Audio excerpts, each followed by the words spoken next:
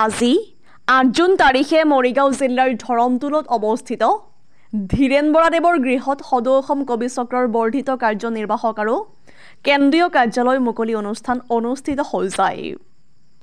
উক্ত অনুষ্ঠানৰ আৰম্ভণিতে পতাকা উত্তোলন কৰে অসম কবি চক্ৰৰ সভাপতি ধীৰেন চন্দ্ৰ বৰাই। ইয়াৰ পিছত কাৰ্যালয় উন্মোচন কৰে অসম কবি চক্ৰৰ উপদেষ্টা ডক্টৰ সঞ্জীৱ কুমাৰ শৰ্মাই। ইয়াৰ লগে লগে সদৌ অসম কবি চক্ৰৰ মুখ্য কাৰ্যালয়ৰ নামফলক উন্মোচন কৰে কাৰ্যকৰী সভাপতি বিতুপন গোস্বামীয়ে আৰু পৰিৱেশ সুৰক্ষা প্ৰদানৰ বাবে বৃক্ষৰোপণ কৰে সদৌ অসম কবি চক্ৰৰ সহ সম্পাদক নেত্ৰৰঞ্জন বৰাই। ইয়াৰ পিছত সদৌ অসম কবি চক্ৰৰ কাৰ্যনিৰ্বাহক সভা অনুষ্ঠিত হৈ যায়। এই সভাৰ সভাপতিত্ব কৰে ধীৰেন চন্দ্ৰ বৰাই। ইয়াৰ লগে লগে সদৌ অসম কবি চক্ৰৰ শীৰ্ষক গীত সমূহীয়াকৈ পৰিৱেশন কৰি অতিথিসকলক আদৰণি জনোৱা হয়। সভাখনৰ আঁত ধৰে সদৌ অসম কবি চক্ৰৰ প্ৰধান সম্পাদক সৰ্বেশ্বৰ গগৈয়ে। সভাত বন্তি প্ৰজ্বলন কৰে সদৌ অসম কবি চক্ৰৰ যুটীয়া সম্পাদক অৰুণ মহন্তই। এই সভাত বিশিষ্ট অতিথি হিচাপে কবি সাহিত্যিক সাংবাদিক নোমল চন্দ্ৰ বৰা, শিক্ষাবিদ উমেশ দাস, পাৰ্থপ্ৰতিম গোস্বামীৰ লগতে সদৌ অসম কবি চক্ৰৰ অন্তৰ্গত মৰিগাঁও শাখাৰ সমূহ বিষয়ববীয়াৰ উপস্থিত থাকি জাতীয় সংগীতেৰে সভাখনৰ সফল সামৰণি পৰে। ৰহাৰ পৰা সাংবাদিক নৱজ্যোতি ভূঞাৰ ৰিপৰ্ট, JNKD নিউজ।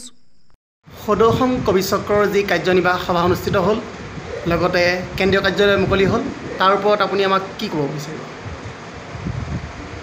2021 চনৰ 24 মাৰ্চ তাৰিখে ফেচবুকত আমি সদৌ অসম কবি চক্ৰ গঠন কৰিছিলোঁ। তাৰপিছত 23 জানুৱাৰীত আমি দেৰগাঁৱত এখন সভা আহ্বান কৰিছিলোঁ। তাতে আমাৰ সদৌ অসম কবি চক্ৰৰ কাৰ্যনিৰ্বাহক সভা এখন আমি ঠিক কৰিলোঁ। সাধাৰণ সভাত আমাৰ এখন নিৰ্বাচিত কৰি দিয়া হ'ল। অসমৰ বিভিন্ন জিলাৰ পৰা বিভিন্ন কবি সাহিত্যিকৰ উপস্থিতিত আজি আমি তাৰে ভিত্তিত বৰ্ধিত কাৰ্যনিৰ্বাহকখন আমি অনুষ্ঠিত কৰিলোঁ আৰু লগতে ইয়াত আমাক ধীৰেন চন্দ্ৰ বৰা ডাঙৰীয়া অতি মুখ্য কাৰ্যালয় আমাক তেখেতে দান কৰিছে। গতিকে আমি মুখ্য কাৰ্যালয়টো আজি আমি দুৱাৰ মুকলি কৰিলোঁ। আমাৰ ডক্টৰ সঞ্জীৱ কুমাৰ শৰ্মা ডাঙৰীয়াই আমাৰ দুৱাৰ মুকলি কৰিলে আৰু আমাৰ যি চাইনবোৰ্ডো আমি আজি মুকলি কৰিলোঁ। আৰু আজিৰ পৰাই আমি সদৌ অসম কবি চক্ৰৰ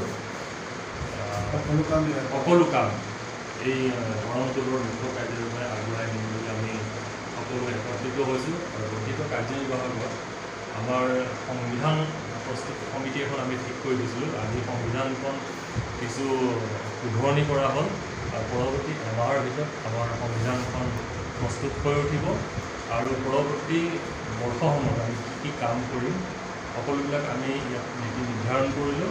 আৰু সমিতিসমূহ যি আমাৰ কিছু উপসমিতি আছিলে, উপসমিতিসমূহ আমি আজি সম্পূৰ্ণ কৰি বৰ্ধিত কাৰ্যনিৰ্বাহকখন আমি পূৰ্ণাংগ ৰূপত আজি প্ৰতিষ্ঠা কৰিলোঁ। পৰৱৰ্তী 3 মাহৰ পিছত আমাৰ পুনৰ কাৰ্যনিৰ্বাহক সভা হ'ব। তাত আমি সংবিধানখন ছপা আকাৰে প্ৰকাশ কৰাৰ লগতে বাকী কাৰ্যসূচীসমূহ সকলোলৈকে আমি আগবঢ়াম।